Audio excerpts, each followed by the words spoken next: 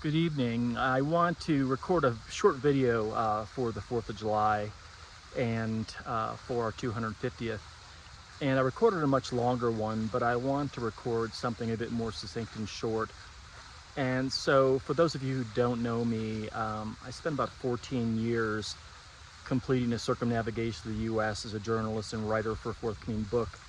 And during that time, I traveled 30,000 miles and embedded cities across the country for months and months and months. It was a major life's work. And I interviewed thousands of Americans.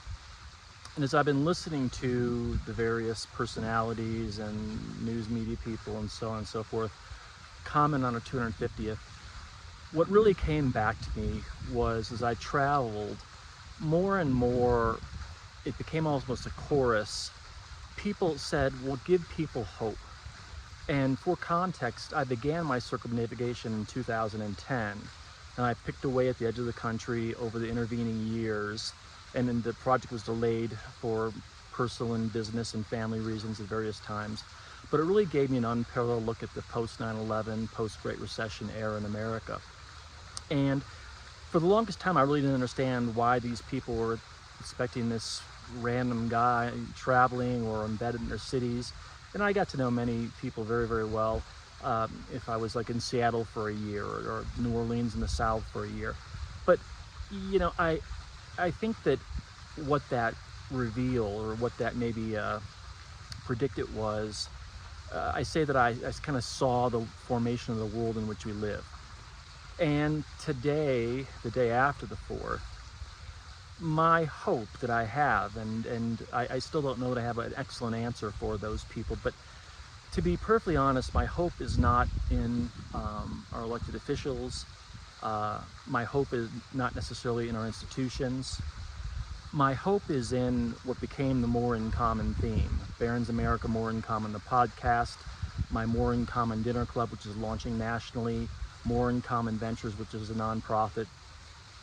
And what I saw was this: as I had these coffee groups and dinners I hosted around the country and then at my home outside of Aspen, I saw that we really all want and need the same things, but we lived in a time when, due to systemic changes at this inflection point in human history, the way we define those began to vary and dramatically.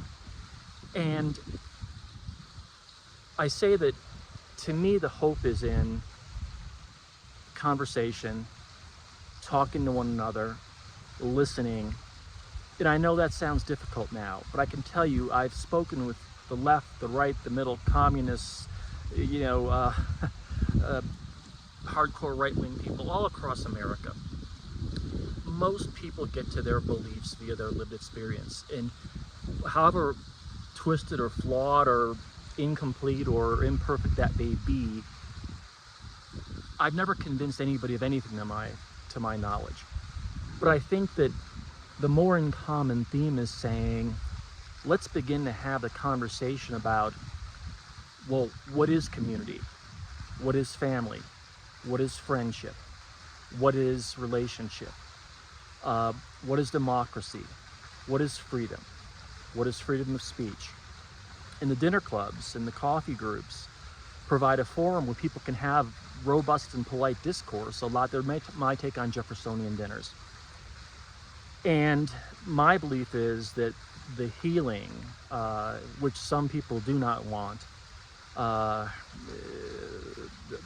coming together for the real challenges facing us, is incumbent upon each of us. And a person commented today on social media, well, they're throwing it back on us to fix these systemic issues. Well, if voting alone would have solved those issues, we wouldn't be in the situation we're in. Not that voting isn't important, but each of us, in our own lives, in our families, in our marriages, in our companies, in our work, in our health clubs, whatever we do, the touch points we have, there's a humanness. And the digital world has snatched or overrun the interactions I had as being common most of my childhood and adult life. And it become rare, and the conversations are stilted, and we're afraid of one another and afraid of offended or being offending or we are triggered easily.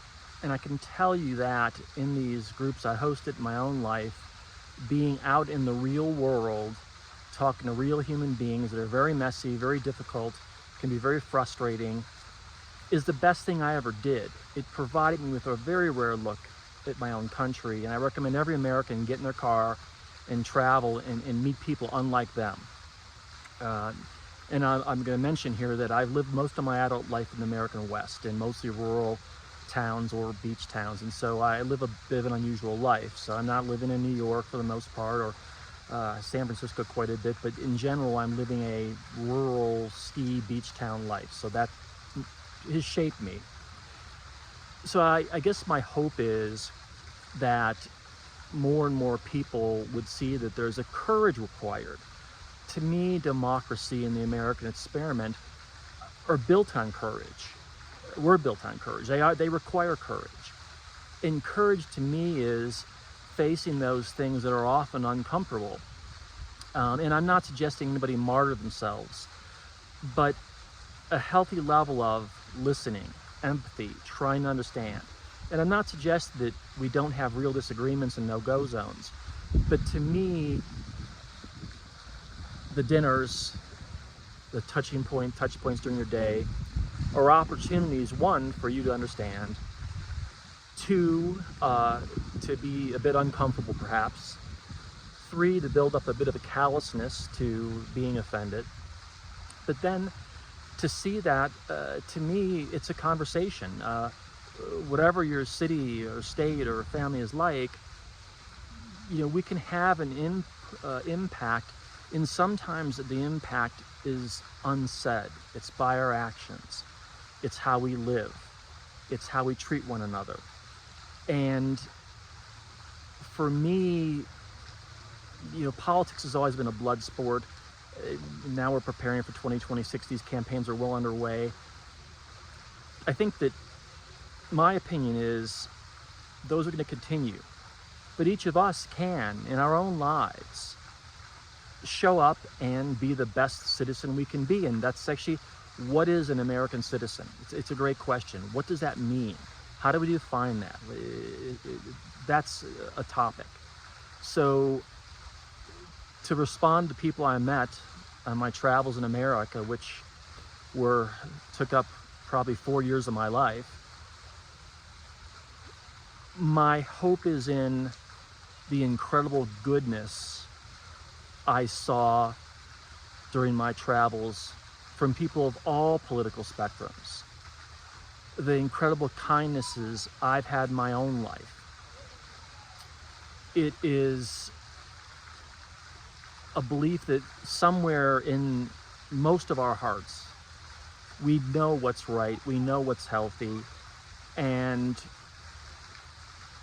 we can choose to live in a way that builds ourselves and our others up in our communities. We can engage in robust and even heated dialogue.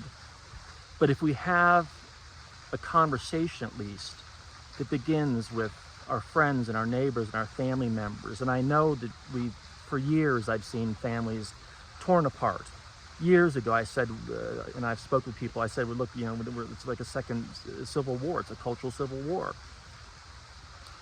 Again, I'm not recommending that people, again, I use the term martyr themselves on this stuff and make themselves, mentally ill or sick or stressed, but beginning with the topics, the big topics.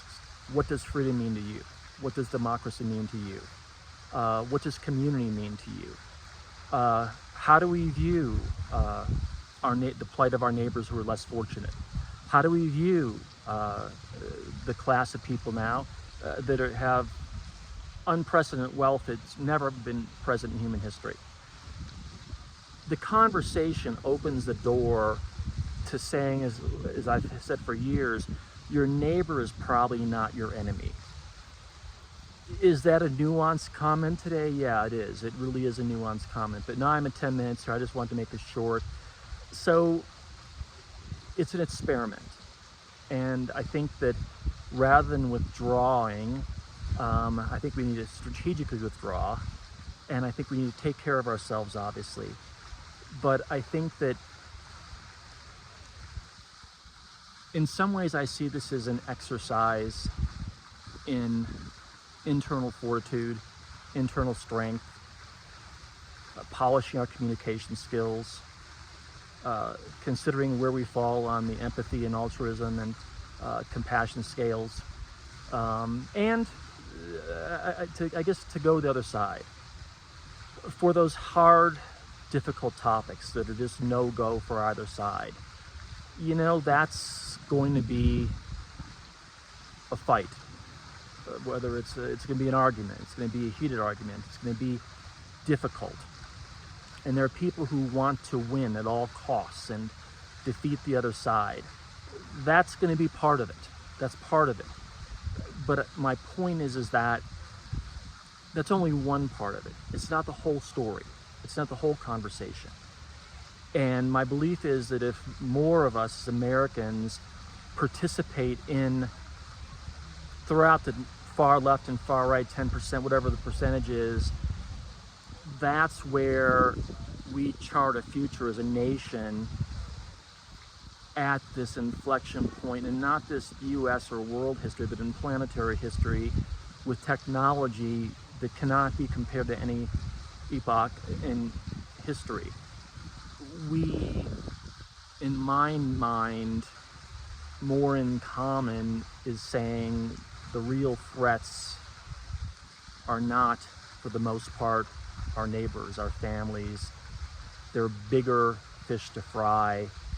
And if we can, perhaps, it's an experiment, communicate better, my belief is, at the very worst, we may improve our own lives, we may improve our families, our communities, we may solve some solvable challenges that aren't being solved by our elected officials, by nonprofits, but by these other organizations.